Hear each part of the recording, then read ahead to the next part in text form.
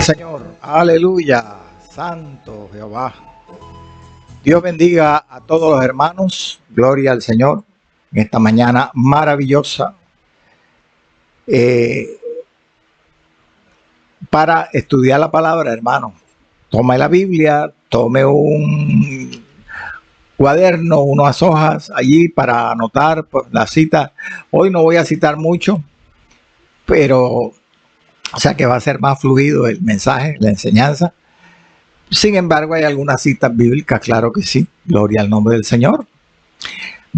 Primero vamos a presentar el programa en las manos del Señor. Este programa, El Justo por la Fe Vivirá, con la coordinación de nuestro hermano John Gámez y tu hermano Blas Pesotti Arias. Oremos, amantísimo Dios y Padre Celestial.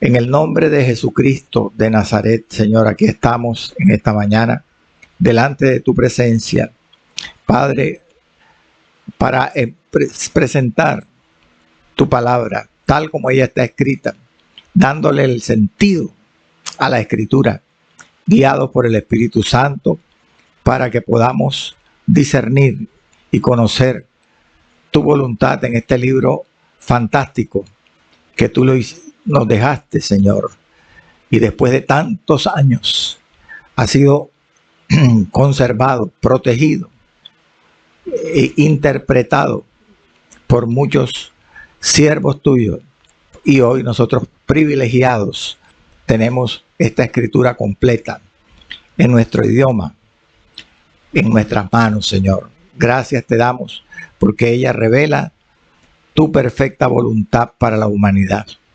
Allí te conocemos, allí sabemos que toda la historia se ha cumplido y que a través de Cristo tú terminarás de cumplirla, Señor, en los tiempos venideros. En tus manos coloco, Señor, este mensaje de hoy. Dispón los corazones de los oyentes, Padre, para que esta palabra penetre hasta lo más hondo de sus corazones, hasta la fibra más profunda de sus corazones y también de su mente, Señor, la que sepan comprender y la podamos poner por obra en Cristo Jesús. Amén, amén, amén, hermano. Gloria al Señor. Dios bendiga a todos los siervos del Señor en esta mañana. Vamos a leer la escritura en el libro de los Hechos, capítulo 19. Hoy, Pablo en Éfeso, quinta porción, quinta parte. Quería leer desde el verso 23 hasta el verso 27, pero quiero agregar los dos primeros versos del 21 y el 22 en la lectura, que fueron el tema del programa pasado, porque tiene relación. Amén. Leamos entonces del 21 al 27. Con la bendición del Padre, del Hijo y del Espíritu Santo. Amén. Titula en letra negrita en nuestra Biblia Reina Valera 1960, el alboroto en Éfeso. Y dice así la palabra: pasadas estas cosas, Pablo se propuso en espíritu ir a Jerusalén, después de recorrer Macedonia y Acaya, diciendo: después que haya estado allí, me será necesario ver también a Roma. Y enviando a Macedonia a dos de los que le ayudaban, Timoteo y Erasto, él se quedó por algún tiempo en Asia. Hubo por aquel tiempo un disturbio no pequeño acerca del camino, porque un platero llamado Demetrio, que hacía de plata templecillos de Diana, daba no poca ganancia a los artífices, a los cuales, reunidos con los obreros del mismo oficio, dijo: varones, sabéis que de este oficio obtenemos nuestra riqueza, pero veis y oís que este Pablo, no solamente en Éfeso, sino en casi toda Asia, ha apartado muchas gentes con persuasión, diciendo que no son dioses los que se hacen con las manos. Y no solamente hay peligro de que nuestro negocio venga a desacreditarse, sino también que el templo de la gran diosa Diana sea estimado en nada y comience a ser destruida la majestad de aquella a quien venera toda Asia y el mundo entero. Amantísimo Dios, Señor, en tus manos coloco el mensaje de esta mañana. Abre los corazones, Señor. Habla por tu palabra, Jehová, en el nombre de Jesús. Amén, amén y amén. ¿Cómo se llama el programa de hoy? Pablo en Éfeso. Quinta parte. El alboroto en Éfeso. Algunas Biblias, por ejemplo, esta Biblia que tengo yo aquí en la mano, la Biblia apologética de estudio, intitula ese pasaje de el versículo 21 al 41 de Hechos 19, disturbios en Éfeso. La Biblia Reina Valera que nosotros usamos, ese es el título, el alboroto en Éfeso. Es un momento propicio, gloria al nombre del Señor, para nosotros como ubicarnos en el relato en general del libro de los Hechos. Se ha hablado que el estilo de narración del autor del libro de los Hechos es como si fuera una conferencia con diapositivas. Eso se ha hablado por algunos intérpretes. Una conferencia donde se encuentra que el conferencista empieza a mostrar una por una las láminas, los cuadros, las diapositivas, y que va haciendo la transición de una diapositiva a otra, haciendo ciertas observaciones de cada una de esas diapositivas, de esos cuadros. Esta comparación de la narrativa del cronista de Hechos es especialmente exacta en la narración del capítulo 19 de Hechos. Por eso lo traigo ahora a colación, donde los cuadros, las láminas, las diapositivas en este capítulo 19 representan lo que hemos llamado nosotros los adversarios, de los cuales ya hemos estudiado 6, ¿verdad? 6. El día de hoy nos correspondería estudiar el 7º y el 8º adversario o contrincante que tuvo Pablo allí con sus compañeros misioneros en Éfeso, que le hacían la contra, bendito sea el nombre del Señor. El evangelio nunca ha sido fácil, hermanos. Siempre cuando se ha predicado en la unción del Espíritu Santo, siempre hay oposición satánica. Hasta los sectores religiosos se levantan, bendito sea el nombre del Señor. Total, como le decía, sobre la narrativa del autor de Hechos, es como un conferenciante que presenta su exposición con diapositivas. Ahora, escuche bien esto, hermano. Todo el pasaje, todo, absolutamente todo, llamado o titulado El alboroto en Éfeso, en nuestra Biblia, que va del verso 21 al 41 de este capítulo, incluye 5 adversarios de los que nosotros consideramos en este estudio, de los cuales el primer adversario que trata de este pasaje ya lo hemos estudiado en el programa anterior, programa pasado, que fue el 6º adversario. Recuerde cuál era el título de ese adversario: los planes del diablo tratando de sacar prematuramente, precozmente al apóstol Pablo de Éfeso. Tiempo en que Pablo también realizó unos planes misioneros para su futuro.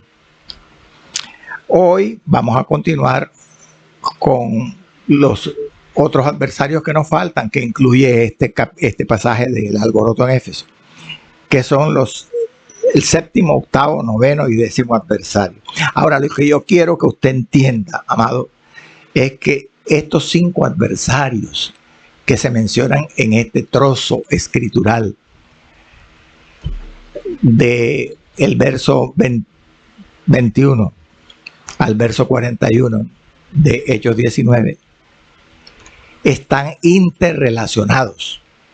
O sea, no están claramente especificados para nada, porque esto es todo un relato sin títulos. Por eso sería bueno, y yo lo quiero hacer, especificarle, indicarle a usted, para que usted tome nota, cuáles son estos 5 adversarios. El primer adversario, que en nuestro estudio es el sexto, ya lo vimos, le acabé de mencionar. Los planes del diablo de tratar de sacar a Pablo de Éfeso. Eso está en los versos 21 y 22. Ya eso fue estudiado. Hoy vamos a estudiar el séptimo y el octavo. ¿Cuál es el séptimo? El gremio de los artesanos, organizado por Demetrio, un platero. Eso lo vamos a estudiar hoy y está comprendido en los versículos 23 al 25. El octavo, que también lo estudiaremos ahora seguidamente, es llamado el fanatismo, lo he llamado yo el fanatismo o celo religioso, que está comprendido allí en los versos 26 y 27. Pero después, posteriormente, programas posteriores, tal vez 2 programas posteriores, veremos el noveno y el décimo. El noveno es el alboroto propiamente dicho, un motín, un desorden, un disturbio que allí narra Lucas, que está en los versos 28 al 31, en esos 4 versos. Y el último, el décimo adversario, que es el más largo, comprendido en los 10 últimos versículos de este capítulo, versículos 32 al 41, y que lo he intitulado la autoridad local o la eclesia griega. Bueno, hoy, como les digo, vamos a estudiar el octavo y el noveno. Así que, haciendo esa aclaración o habiendo hecho esa aclaración, procedamos pues. Gloria al nombre del Señor. Lucas en realidad finaliza este pasaje, el alboroto titulado El alboroto en Éfeso, el capítulo 19. Lo termina aquí, con estos 19 versículos.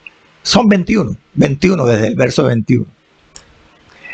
Y termina con este pasaje, el alboroto en Éfeso, la narrativa del ministerio de Pablo en Éfeso. Él hace una narración vivida y detallada. Uno de los relatos más vividos y detallados del libro de los Hechos es este que vamos a estudiar, el alboroto en Éfeso. Entonces, ¿qué fue lo que ocurrió aquí?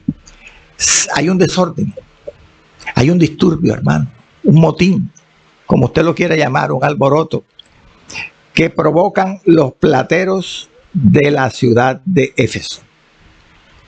Los plateros. Un platero es un artesano, una persona que trabaja la plata para hacer con ese metal, después de fundirlo y hacerlo líquido y moldearlo, objetos para el uso de adoración idolátrica, entre ellos ídolos. Aquí este alboroto lo arma precisamente un platero llamado Demetrio. ¿Por qué se arma este disturbio? Porque ellos veían amenazado, vea, sus ingresos económicos. Ellos vivían de eso, de hacer ídolos de plata.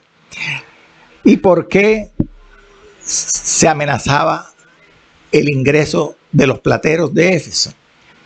Por el éxito, aleluya, que había producido la predicación del evangelio por el apóstol Pablo y sus colegas misioneros. Bendito sea el nombre del Señor, qué lindo, gloria al Señor.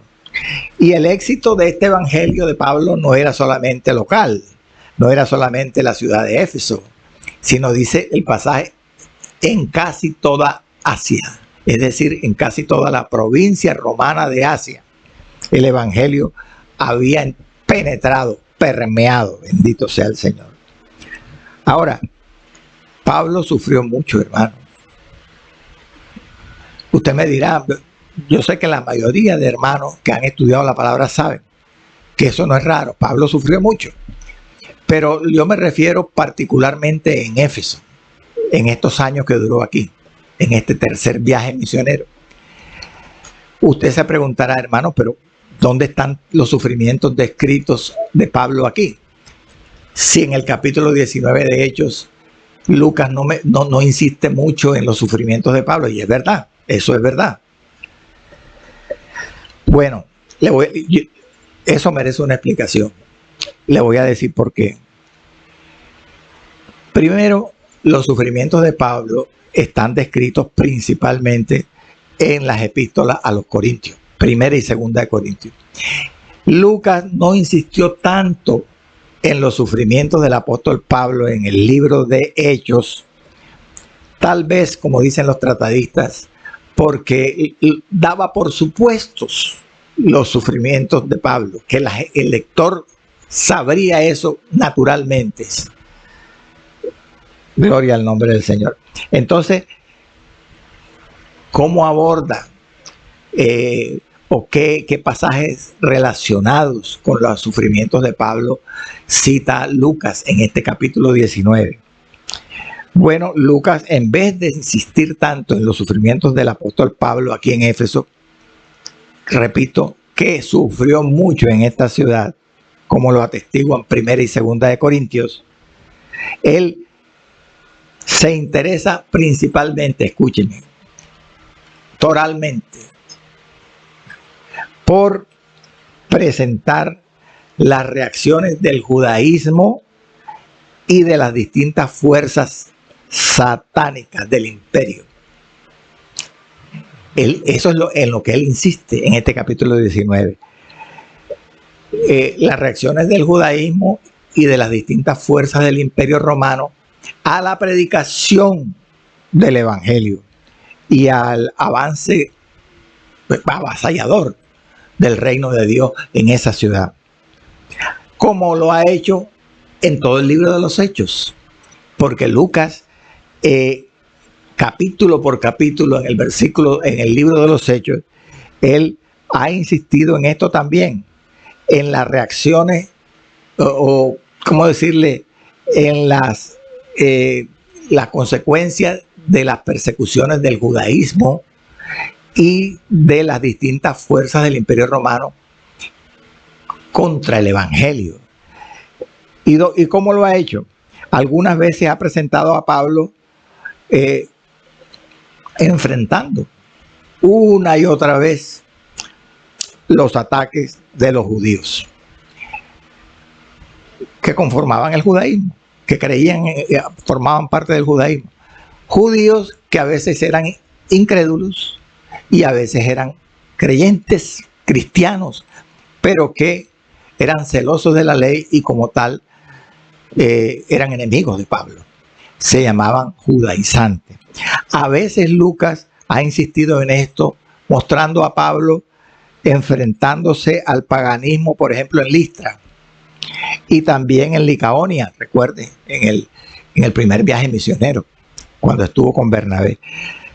En otras ocasiones, el autor del libro ha presentado a Pablo testificando, como en el capítulo 17 de Hechos, testificando ante los sabios de Grecia, del Areópago en Grecia, que eran filósofos. En otras ocasiones ha descrito al apóstol Lucas como atacando las fortalezas del diablo, satánicas, como lo presentó, por ejemplo, en los puertos de Tesalónica y en el puerto de Corinto. Recuerde, todo esto lo hemos estudiado con detalle. Sigue, en otras veces, el Lucas ha presentado a Pablo venciendo los poderes de la magia y de la brujería, como aquí en Éfeso. Ya describimos eso. El pasaje de los hijos de Seba. En este momento, si usted está atento a lo que le estoy diciendo, haciendo un resumen, le falta al autor del libro de los Hechos presentar a Pablo enfrentando al gran poder de la diosa Diana aquí en Éfeso, que es lo que vamos a estudiar en este momento. Empecemos con el séptimo adversario. El séptimo adversario está en los versos 23, 24 y 25. Ese adversario se llama el gremio de los artífices, el gremio de los plateros, organizado por Demetrio. Algunos estudios bíblicos lo llaman el amor al dinero o el interés material, como veremos ahora. Releamos los versículos 23, 24 y 25. Dice la palabra: hubo por aquel tiempo un disturbio no pequeño acerca del camino. Aquí no se llama cristianismo ni iglesia, sino se llama a la iglesia el camino. Porque un platero llamado Demetrio, que hacía de plata templecillos de Diana. Hay versiones bíblicas que dicen templetes o nichos de Diana. Daba no poca ganancia a los artífices, dice otra versión, los artesanos, a los cuales, ¿quién? Demetrio, reunidos con los obreros del mismo oficio. Hay otra traducción de la Biblia que dice que Demetrio reunió a los obreros que trabajaban en el mismo ramo. ¿Y qué les dijo? Sigue diciendo el pasaje: varones, sabéis que de este oficio obtenemos nuestra riqueza. O, como dice otra interpretación, otra lectura, nuestra prosperidad depende de este negocio. Hay que explicar esa frase, hubo por aquel tiempo. Esta frase está conectada con los versículos 21 y 22, que representan el sexto adversario, el diablo tratando de apartar a Pablo, que saliera rápido de Éfeso antes de tiempo. Entonces, cuando uno lee, hubo por aquel tiempo, lo que esa frase indica es que el disturbio, el alboroto en Éfeso que se va a relatar, ocurrió muy poco tiempo antes de que Pablo saliera de allí, de esa ciudad de Éfeso. O, como dicen otros, que ese disturbio que él va a relatar allí, Lucas, fue la causa de que Pablo saliera de Éfeso. Podemos leer la cita que nos confirma esto que estoy diciéndole. El verso 1 del capítulo 21.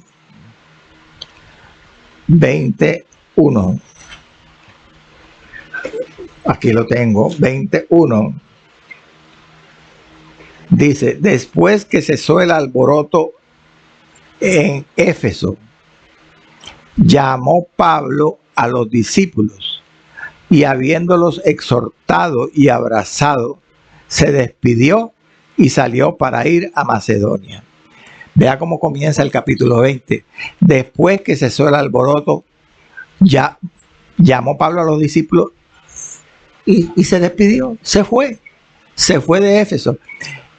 Pero después que cesó el alboroto, por eso le digo, el alboroto fue prácticamente un anticipo a la partida de Pablo. No fueron muchos meses lo que él se quedó allí después del alboroto. Ahora, escúcheme lo que le voy a decir. El versículo 23 dice: un disturbio no pequeño acerca del camino.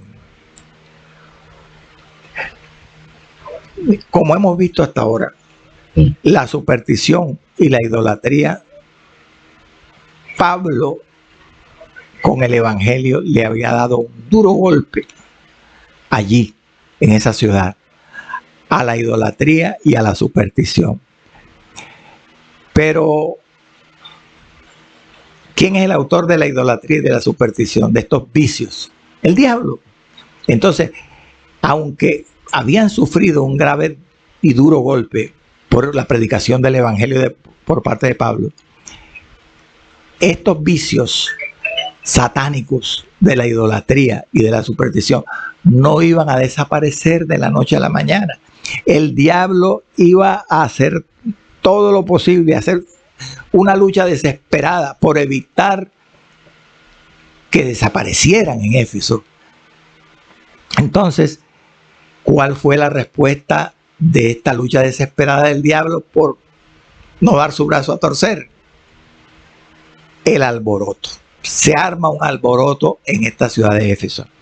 Y era tan grande, hermano, este alboroto, que como le dije al comienzo, confluyen, interactúan por lo menos 5 adversarios, 5 contrincantes. Todos esos que hemos mencionado antes. Por eso vamos a leer lo que dice el verso 24. Empieza el relato propiamente dicho. ¿Cómo es? Se sacude la serpiente.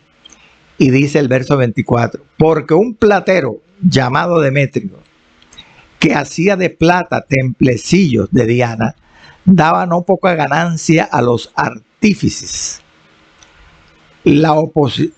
Bueno, estos artífices son los artesanos, los que fabricaban, moldeaban la plata.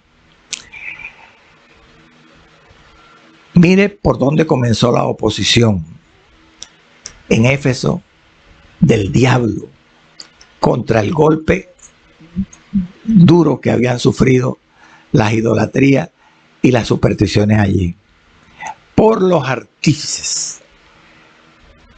Allí, por ellos, los mismos que fabricaban los ídolos de plata, los artesanos locales. ¿Y por qué? ¿Por qué comenzó por ellos? Eso no era coincidencia, no era casualidad. Es porque los artesanos dependían de la idolatría. A ellos les interesaba que existiera superstición e idolatría en Éfeso, porque de ahí venía el éxito de su negocio. La subsistencia, su supervivencia dependía de eso. Bendito sea el Señor. De los adoradores, gloria a Dios, de los adoradores de la diosa Diana. Diana es el ídolo, y es el nombre que recibe en latín, porque en griego se llama Artemisa. Artemisa. Ya en eso insistí en otro programa previo. Bueno, los plateros de Éfeso consideraban, mire, ellos se consideraban protegidos por la diosa Diana. Ellos consideraban que su oficio y sus personas eran protegidas por la diosa Diana. Y eso en cierto sentido era verdad, porque el diablo protege a sus hijos. Y estos eran hijos del diablo porque fabricaban los ídolos. Pero el diablo es un mal padre, porque cuando ya no les sirven, les da una patada. Así lo hace Dios. Dios sí es un verdadero padre, porque el hijo rebelde o el hijo necio, como el hijo pródigo, si se arrepiente, Dios lo recibe y lo acepta y le manifiesta su amor. Bendito sea el Señor. Estos plateros eran hijos del diablo, hacían ídolos de plata. Y bendito sea el nombre del Señor. Ellos fabricaban estas imágenes de plata, dizque para honrar a su diosa, que los protegía. Pero ahora veremos que el verdadero interés de ellos no estaba en el honor de la diosa, estaba en su propio peculio, bendito sea el Señor. Ahora, estos ídolos que fabricaban los plateros, estas, ¿cómo se dice?, objetos de culto, entre estos objetos de culto estaban los templecillos de Diana. ¿Qué eran los templecillos de Diana? Que algunas versiones le llaman templetes, otros le llaman nichos. Eran una versión hecha de plata, por supuesto, en pequeño, en miniatura, del templo de Diana, con un altar dentro en donde estaba incrustada una pequeña imagen de la diosa. Esos eran los templecillos de Diana. Estos templecillos eran vendidos a las puertas del templo y eran dedicados, oiga bien, por los adoradores cuando asistían al templo. Y después esos templecillos de Diana se los llevaban ya dedicados para su casa, para su culto personal o familiar. Amén. Como lo hacen hoy en día las personas en las iglesias, a veces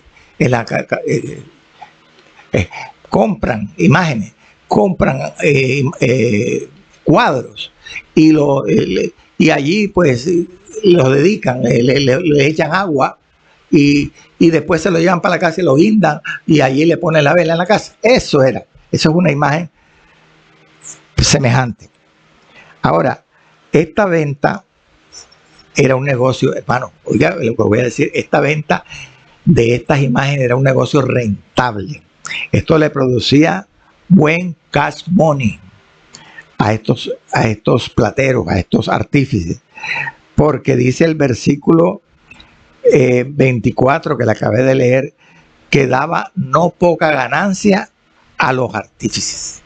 O sea,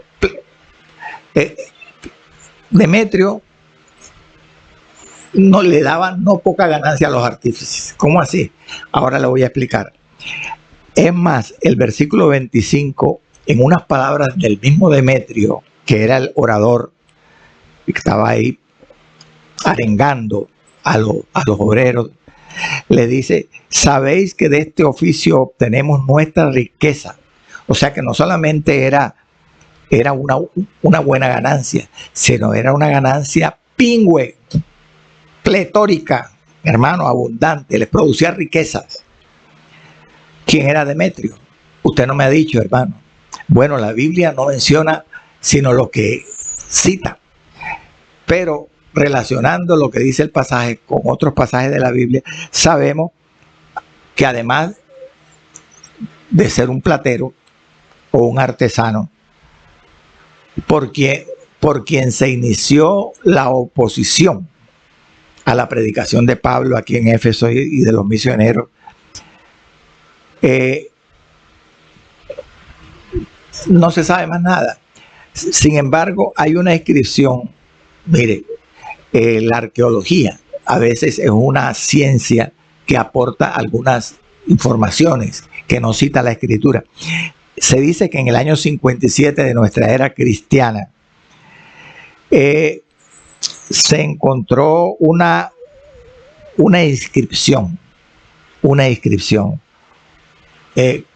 que decía o que hacía alusión a un Demetrio. Allí en Éfeso se encontró esa inscripción y hacía dicha inscripción alusión a un Demetrio, guarda del templo.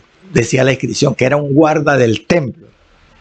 Pero los analistas bíblicos, los intérpretes, los exégetas, no afirman o no saben si se trata del Demetrio de nuestra historia. Pero apareció un Demetrio que era guarda del templo. O sea, no se relaciona, ¿verdad? Como un hombre que era, al parecer, líder de todos los plateros, era guarda del templo. protegía. Parece que no era el mismo. Bueno, ahora, el nombre Demetrio era un nombre muy común. Leamos lo que dice Tercera de Juan 12. Tercera de Juan 12, oiga, dice, todos dan testimonio, dice Juan, todos dan testimonio de Demetrio y aún la verdad misma. Y también nosotros damos testimonio y vosotros sabéis que nuestro testimonio es verdadero. Aquí, pues, obviamente no se trata del mismo Demetrio, el platero que aquí estaba predicando, porque acá este Demetrio era un santo, era una persona, pero sirve para que sepamos, para ilustrar esa verdad. Demetrio era un nombre muy común, así que no se puede afirmar si el Demetrio, que era guarda de la puerta según la inscripción, era realmente el Demetrio, el platero, ¿no? El platero, gloria al nombre del Señor para siempre. Mire, hay algo interesante y es lo que dice el versículo 24. Lea conmigo. Un platero llamado Demetrio, que hacía de plata templecillos de Diana, daba no poca ganancia a los artífices. Gloria al nombre del Señor. Dicen, suponen los estudiosos que Demetrio al parecer diseñaba las imágenes. Es decir, Demetrio bosquejaba o dibujaba la imagen en miniatura del templo con el altar y la diosa incluida. Y los artífices, que aquí menciona el pasaje, que significa los artesanos, eran que estaban al servicio de Demetrio. Demetrio era el líder. Esos artesanos, esos artífices, dicen los estudiosos, supuestamente fabricaban los ídolos. Demetrio los diseñaba y los artífices los fabricaban. Sigue diciendo el verso 25, a los cuales, escuchen, a los cuales Demetrio los reunió, reunidos con el obreros del mismo oficio, y les dijo, varones, sabéis que de este oficio obtenemos nuestra riqueza. Nuestra prosperidad depende de este asunto. Mire, esto merece una explicación aquí. Demetrio, aparte de ser el vocero, como ya lo mencioné, se afirma que era el líder, el presidente del gremio, de la asociación de plateros. ¿Por qué? Porque ahí lo dice claramente el versículo 25. Él los reunió. Él tenía autoridad para citar. Entonces, eso indica liderazgo, ¿verdad? Entonces, eso es lo que afirman los eruditos. Que Demetrio, además de vocero, era el líder, el presidente del gremio de los plateros. Entonces, él convoca, ¿a quiénes convoca? A los obreros del mismo oficio, dice el versículo. Por eso debemos saber, amado, que Lucas aquí hace una referencia, o hace mejor una distinción entre los artífices y los obreros. ¿Quién eran los artífices? ¿Quiénes eran los obreros? Pues dicen que los artífices eran los técnicos especializados, los que fabricaban la plata, la fundían, la moldeaban y le daban forma con buril a la estatuilla. Los obreros representan, como dicen los estudiosos, ¿cómo decirle? El sector de los negocios. Los obreros eran quienes comerciaban los ídolos a la puerta del templo. Eran quienes negociaban con los ídolos. Concluyamos lo que hemos estudiado hasta aquí. Al parecer, Demetrio diseñaba las imágenes.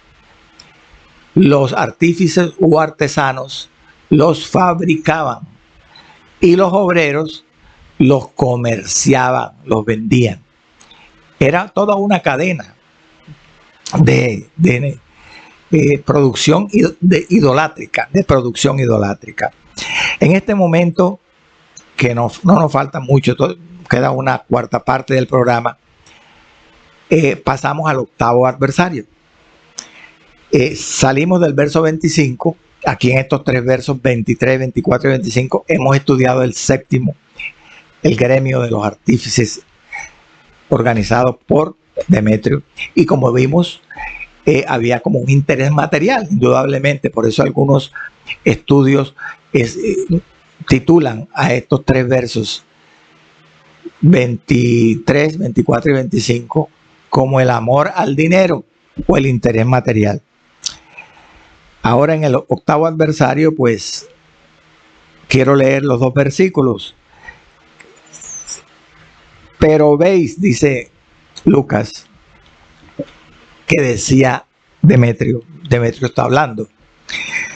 ¿A quiénes les está hablando? Perdón, a los artífices que los tiene reunidos.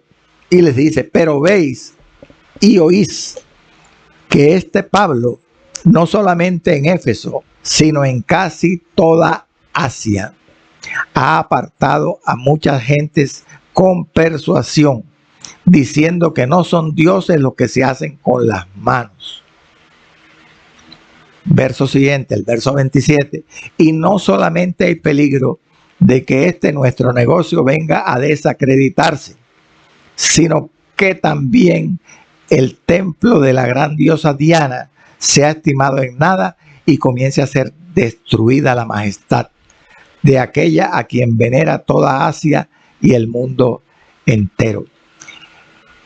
En estos dos versos están implícitos el octavo adversario, que es el fanatismo o el celo religioso. Mire, si usted relaciona los tres versículos anteriores, 23 al 25, con los dos versículos estos que le acabo de leer, 26 y 27, se da cuenta que Lucas ha presentado primero a el grupo de plateros organizados por Demetrio, y ahora donde se mostraba el interés material de ellos, y ahora pasa a presentar el fanatismo, el celo religioso. Entonces podemos concluir que cuando el interés económico y el celo religioso se vieron afectados por el ataque del evangelio, de la predicación del evangelio, entonces fue cuando se produjo el alboroto en Éfeso.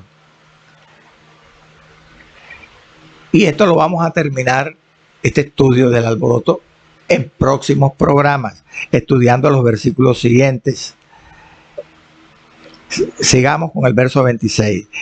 Dice Demetrio aquí que este Pablo, mire cómo lo trata despectivamente, este Pablo, no solamente en Éfeso, sino en casi toda Asia, ha apartado a mucha gente con persuasión.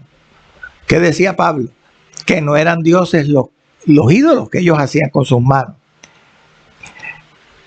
Por eso dicen los intérpretes bíblicos que esta aseveración, esta afirmación de Demetrio aquí sobre el peligro para ellos que representaba Pablo y la predicación del evangelio es el más exacto y sincero testimonio o argumentos que cualquier enemigo en la Biblia, en el libro de los Hechos, ha presentado o presentó contra Pablo y su ministerio. Y es de mucho valor, esto es de mucho valor, hermano, porque ellos estaban reconociendo que Pablo estaba predicando una verdad, aunque ellos no la creyeran así. Gloria al nombre del Señor. Alguien dijo, escúcheme, alguien dijo que cuando usted quiera conocer sus propios errores o quiera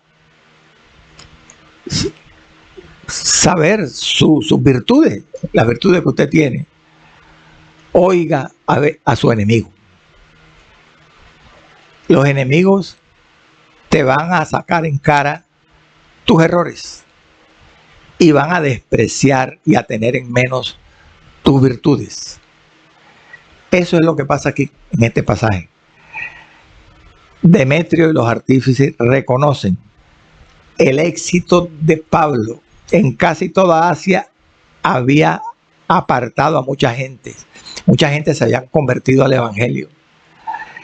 ¿Y qué era lo que decía? Lo dice claramente Demetrio en el versículo 26, que no eran dioses lo que se hacían con las manos. Esta verdad también la reconoce el historiador romano del siglo I llamado Plinio en una de sus cartas. Esa carta fue escrita 5 años después que Pablo salió de Éfeso, y en esa carta, oiga bien, Plinio afirma que el evangelio que Pablo había predicado allí años antes había acabado el culto de todos los dioses del Olimpo, gloria al Señor Jesús, y había dejado todos los templos idolátricos vacíos, desolados en Éfeso. Ojalá tuviéramos ese testimonio en nuestra época. Ojalá la iglesia se levantara y nos levantáramos con el Señor en entrega y en servicio a Él, en santidad, para que los templos paganos se vaciaran y se llenaran los templos cristianos. Bendito sea el Señor.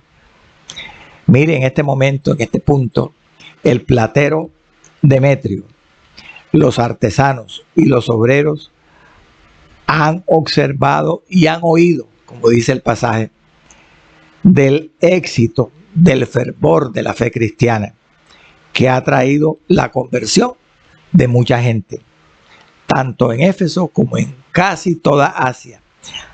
Ahora se dan cuenta ellos que estas personas que se convirtieron por la predicación de Pablo han abandonado la adoración a su diosa, a Diana, y ya no le compran los templecillos de Diana a los artesanos. Podemos concluir, para ir cerrando ya el mensaje de hoy, que Demetrio lamentablemente había puesto atención al mensaje de Pablo, la tenía clara, como se dice, pero lamentablemente, tristemente, debido a su bienestar económico, a que su bienestar económico dependía de la adoración a Diana, él rechazó el mensaje del evangelio y se declaró opositor de Pablo. Opositor de Pablo. Así le pasa a muchos hermanos que trabajan en empresas idolátricas que promueven la idolatría, a veces porque laboran en templos paganos, a veces porque hacen ídolos, y entonces, como Demetrio, prefieren su interés material antes que la salvación de su alma, antes de reconocer de que lo que hacen es pecado y está mal. Moisés lo dijo allá en el libro de Éxodo, en un pasaje muy conocido, Éxodo 24. No te harás imagen ni ninguna semejanza de lo que está arriba en el cielo, ni abajo en la tierra, ni en las aguas debajo de la tierra.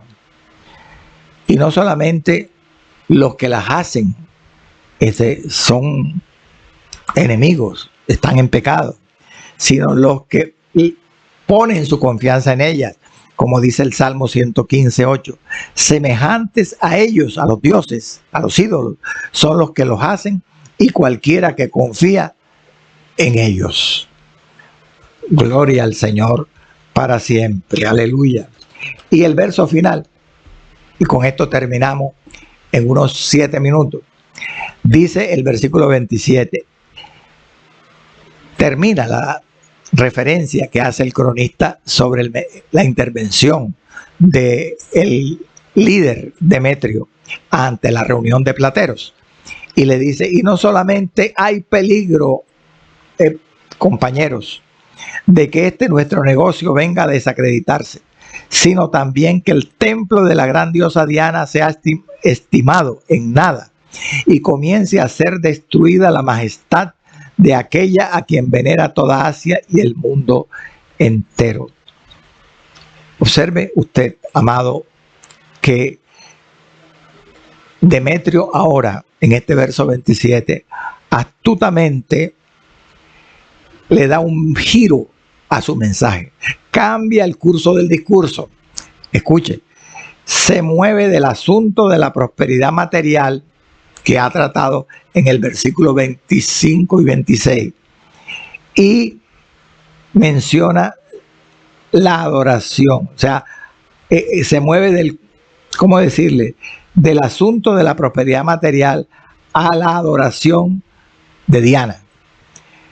Es decir, insiste ahora en no tanto en la riqueza de los artesanos, oiga bien, sino en el interés del templo de la diosa Diana. Oiga, pasa de un interés personalista a un interés religioso. Entonces alerta a los que lo estaban escuchando, a la audiencia, del peligro de que la diosa Diana pierda su buen nombre, su fama ante el mundo. ¿Por qué? Dice él. Porque entonces menguarían sus ingresos. Hay que hacer una claridad. En realidad, él se viste de un ropaje de religiosidad que no tenía. O sea, Demetrio aparenta ser celo religioso para, ¿cómo decirle?, estimular el fervor religioso en los artífices y al mismo tiempo en las demás gente que lo están escuchando, los obreros y el común del pueblo. Y veremos que esto tuvo eco, tuvo efecto, y se le unieron más personas en este alboroto. Podemos decir entonces que la Asociación de Plateros aquí estaban alarmados con Demetrio liderándolos allí por el peligro de la pérdida de sus ganancias, pero que ellos se disfrazan esta alarma con el interés por el honor de la diosa. Eso es. A fin de cuentas, hermano, a la larga se puede decir que Demetrio en este discurso persuadió, convenció al grupo de plateros a protestar públicamente contra lo que ellos consideraban una propaganda rebelde y perturbadora contra su negocio por parte de Pablo y los misioneros. Pero Demetrio aquí, hermano, hay que aclarar eso, también afirma que con la predicación de Pablo había peligro que el templo de la gran diosa Diana, como dice el verso 27, fuera estimado en nada y comenzara a ser destruida la majestad de la diosa misma. Oiga bien, hay que recordar, aunque ya yo lo mencioné antes, y voy a hacer el resumen final. Yo lo mencioné antes. ¿Qué era Diana? ¿Quién era Diana? Pero yo quiero ahora recordar a la audiencia que el templo de la diosa Diana en Éfeso era una de las 7 maravillas del mundo antiguo, que fue construido de mármol blanco inicialmente en el año 550 antes de Cristo, pero que fue quemado por un fanático el día que nació Alejandro Magno. en el año 386 antes de Cristo, pero después fue reconstruido mucho más lujoso. Y su lujo y su grandeza eran tantas, oiga bien, que se dice que cabían dentro de este templo de la gran diosa Diana 3 o 4 templos de Salomón, que tenía 127 columnas de mármol, grandísimas, anchas, de 18 metros de altura, y que cada una de estas 127 columnas había sido donada, era tan cuantiosa, valía tanto, que cada una había sido donada por un rey. Gloria al nombre del Señor. Quiero en estos 3 minutos finales hacer un resumen para confirmar con un recuento histórico. Escuche, esto es algo que es una joya en la historia. Lo dejé para el final. Un resumen que hace el teólogo y escritor inglés del siglo XIX, Edward Plumptre, donde él demuestra con diferentes citas históricas que esa, ¿cómo decirle? Ese temor que tenía Demetrio, que el templo de la diosa fuera estimado en nada y que se extinguiera la fama de la diosa Diana, eso se cumplió literalmente. Dice el teólogo Plumptre que a través del tiempo, esto se lo voy a leer, el templo de Diana terminó en ruina total, como Demetrio lo temía. Terminó en ruina total. Escuche, dice el historiador, el teólogo, que el primer golpe de a este templo lo dio Pablo en esos 3 años que duró allí por la predicación del evangelio, como dice Hechos 19.